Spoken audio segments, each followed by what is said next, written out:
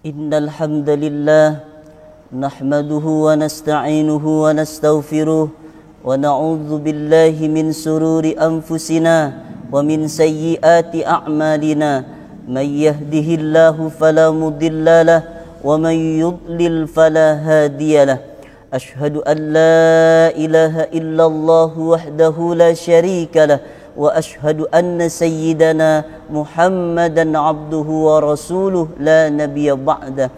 Allahumma salli wa sallim wa barik ala sayyidina wa maulana Muhammadin nabiyil ummi wa ala alihi wa sahbihi wa barik wa sallim. Wa qala ta'ala fil Qur'anil azim wa huwa asdaqul qailin. A'udzu billahi minasy syaithanir rajim. Ya ayyuhalladzina amanu taqullaha haqqa tuqatih wa la tamutunna illa wa antum muslimun. Wa qala ta'ala fi ayatil ukhra. Ya ayyuhalladzina amanu taqullaha وقولوا قولا سديدا يصلح لكم أعمالكم ويغفر لكم ذنوبكم ومن يطع الله ورسوله فقد فاز فوزا عظيما. عباد الله أوصيكم ونفسي بتقوى الله وطاعته فقد فاز المتقون. Hadirin jamaah salat Jumat yang dimuliakan oleh Allah Subhanahu wa taala.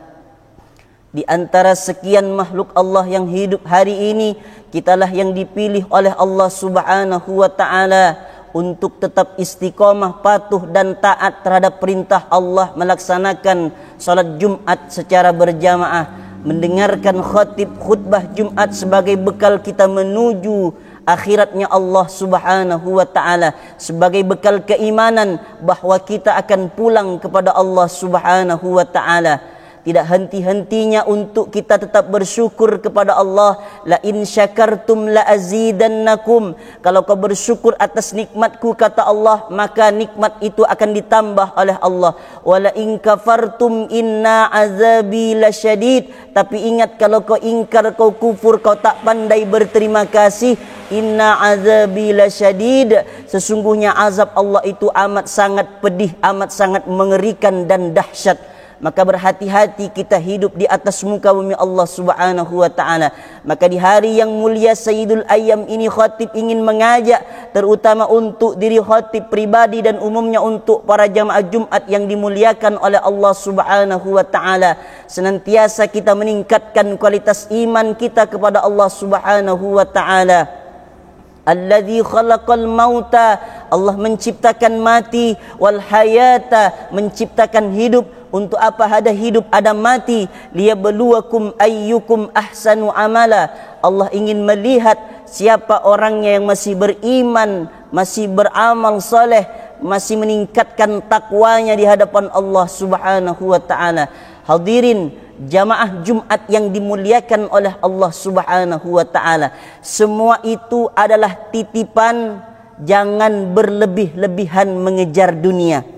Titipan itu satu saat akan diambil oleh Allah Subhanahu wa taala. Anak titipan, istri titipan, keluarga titipan, harta itu titipan. Semuanya akan berpisah, semuanya akan diambil, akan kembali kepada Allah Subhanahu wa taala. Harta yang dicari dari pagi sampai pulang sore, bahkan ada dari pagi sampai pulang pagi, itu semua titipan. Suatu saat akan ditanya, akan disoal, akan dipertanggungjawabkan di hadapan Allah, dan semua itu akan kembali kepada Allah Subhanahu wa taala. Janganlah kita mengejar dunia mati-matian sementara akhirat kita terbengkalai. Simpanlah dunia yang sesaat, yang sementara itu di telapak tanganmu, di bawah kakimu. Jangan sampai dia masuk ke dalam hatimu. Karena kalau dia masuk ke dalam hatimu, engkau akan menjadi orang hubbud dunya wa karahiyatul maut. Terlalu cinta kepada dunia akan menyebabkan seseorang itu takut mati. Jangan menjadi orang yang takut mati karena takut meninggalkan dunia yang dikejar, yang sementara, yang sesaat sifatnya. Maka kita mesti ingat dengan firman Allah Subhanahu wa taala, "Wa mal hayatud dunya illa mata'ul ghurur." Tidak ada kehidupan dunia ini, kata Allah, melainkan hanya penipuan. Ditipu manusia dengan kemewahan dunia yang sesaat sehingga melupakan akhirat yang kekal abadi di hadapan Allah Subhanahu wa ta'ala. Jadikan harta yang kau cari itu sebagai sarana, prasarana untuk mendekatkan diri kepada Allah Subhanahu wa ta'ala. Karena semua itu adalah Allah yang menghadirkan, Allah yang memberikan, Allah yang memudahkan rezeki. Jangan khawatir tentang rezeki Allah. Wa ma min dabbatin fil ardi illa 'alallahi rizquha. Tak ada satupun hewan yang melata di atas muka bumi Allah kecuali sudah dijamin rezekinya oleh Allah Subhanahu wa ta'ala. Yang harus kita khawatirkan adalah apakah dalam mencari rezeki Allah itu Allah ridho kepada kita atau tidak. Dalam mencari nikmat yang diberikan oleh Allah, Allah suka, Allah ridho atau tidak. Itu yang mesti kita khawatirkan. Khawatirkanlah tentang nasib kita yang sebenarnya, yaitu nasib kita di alam barzah, lebih-lebih di akhiratnya Allah Subhanahu wa ta'ala. Dunia ini, kata Nabi sallallahu alaihi wasallam, wallahi, demi Allah, mad dunya fil akhirati illa masalu ma yaj'al ahadukum isbahu hadhihi fil yammi falyanzur bima yarji. Demi Allah, perumpamaan dunia dan akhirat, kata Nabi, hanya seperti seseorang yang mencelupkan jari telunjuknya ke lautan, kemudian diangkat jari telunjuknya, apa yang ikut hanya setetes dua tetes saja. Itulah dunia. Bahkan dunia itu, kata Nabi, tak sampai setengah sayap nyamuk. Dunia ini tak sampai setengah sayap nyamuk, saudaraku. Jangan karena dunia kita lupa akan kehidupan akhirat kita yang sesungguhnya. Kehidupan akhirat yang kekal abadi. Tidak ada lagi kematian. Di situ ada kenikmatan yang hakiki dan ada kesengsaraan yang sangat luar biasa.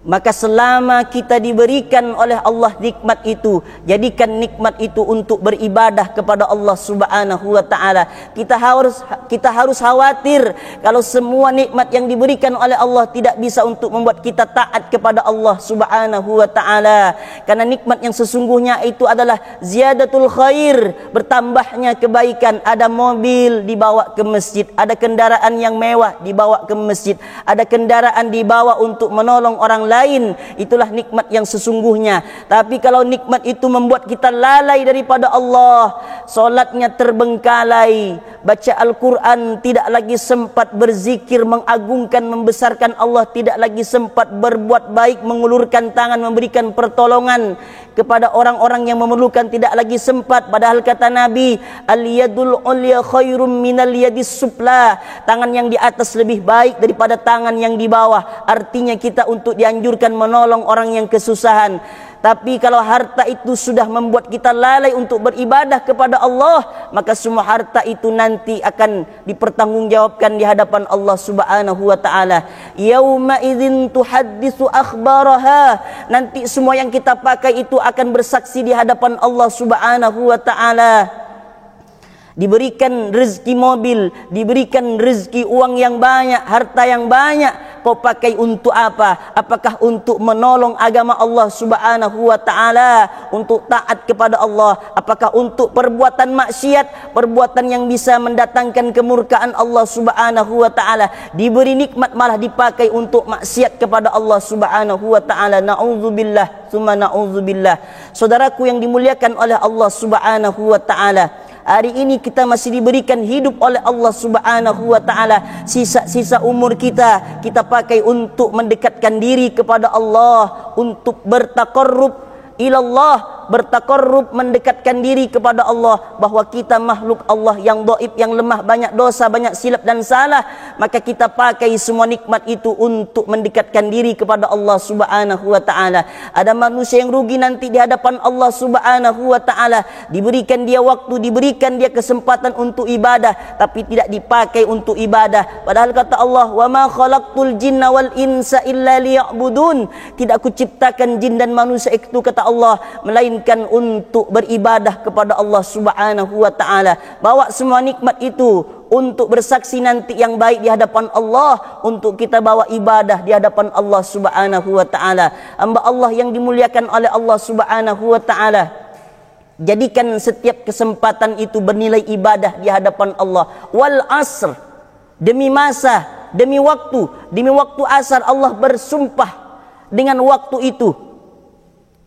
Wal asri innal insana lafi khusr, sesungguhnya manusia itu berada dalam kerugian yang besar, tetapi ada manusia yang tidak rugi, yaitu illal ladzina amanu wa amilus solihat, orang yang beriman, meningkatkan ketakwaan amal solehnya di hadapan Allah Subhanahu wa ta'ala. Itulah orang yang tidak pernah rugi.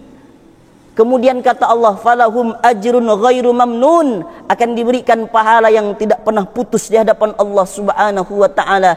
Hadirin jamaah Jumat yang dimuliakan oleh Allah Subhanahu wa ta'ala, maka dalam kesempatan hidup di dunia ini, pakai semua yang diberikan oleh Allah untuk mendekat kepada Allah Subhanahu wa ta'ala. La tus'alunna yawma idzin 'anin na'im, segala nikmat yang diberikan oleh Allah akan disoal, akan ditanya. Innas sam'ah, pendengaran, wal basar, penglihatan, wal fuad, hati dan pikiran, kullu ulaika kana anhu mas'ula, semua itu akan disoal, akan ditanya, akan dituntut di hadapan Allah Subhanahu wa ta'ala. Bukankah kita mengimpikan hidup bahagia di dunia, dan juga kita mengimpikan hidup bahagia di alam barzah, lebih-lebih di akhiratnya Allah Subhanahu wa ta'ala. Umur yang diberikan oleh Allah, jangan banyak lalai kepada Allah Subhanahu wa ta'ala. Hari ini bisa solat, hari ini bisa baca Al-Quran, hari ini bisa bersedekah 5.000, sedekah 5.000, hari ini bisa menolong orang yang kesusahan, tolong orang yang kesusahan,